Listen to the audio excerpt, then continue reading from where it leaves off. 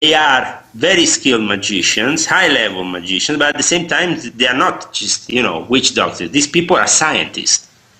They know exactly what it means to evoke, to create gates, to welcome certain entities. They know that certain entities resides in certain places.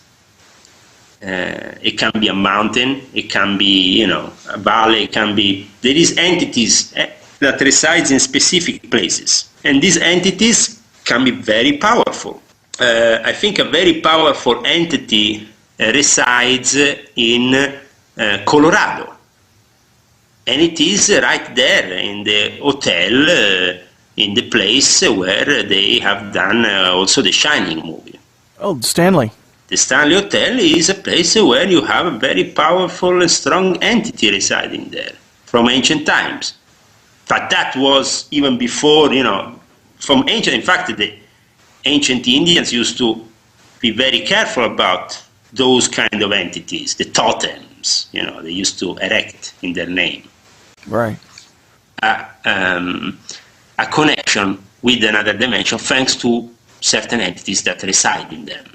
I was told that the veil is very thin there at the Stanley. It has a very thin veil. Yeah, because like I was saying before, there are gates, and that can be open. If you have the knowledge, you can open these gates very easily. I was supposed to actually be at the Stanley when they arrested me. For some reason, I ended up not going to the Stanley. I was supposed to actually go to the Stanley to make a specific ritual. 2 weeks, 1 week, 1 week after I was arrested, 2 weeks after I was, but I couldn't go because of what happened. Right. I might go another time to the Stanley.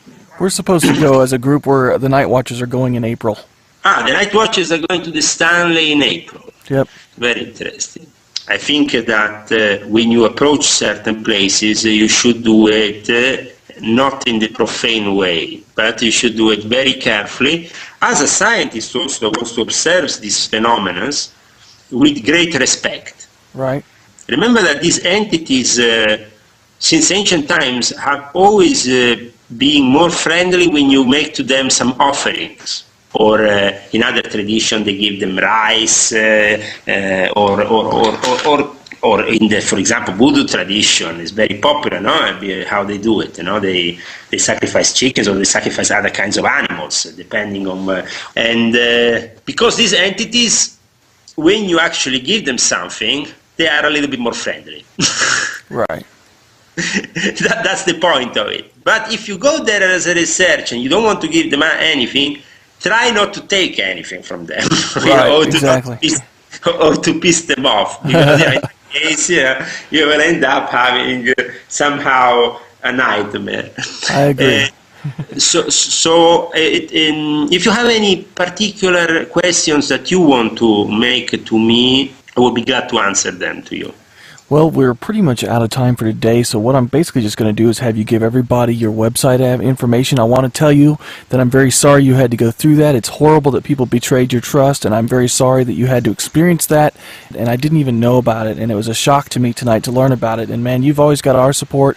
I think that when you get involved with the kind of work I'm doing, at the kind of level I'm doing, the risks are many. Right. And I think that is very important to understand that for each of these betrayals, of these wrongdoings against me, there is, after a positive outcome, some understanding, something comes out of it which is always more positive than the negativity you have received. If that's your attitude. Obviously, if your attitude is to just get entangled in all the negativity, then you just, you give in to the demons, you get possessed yourself. Basically, at that point, you are really possessed. There is a large seal of Solomon visible from the air just south of Colorado Springs.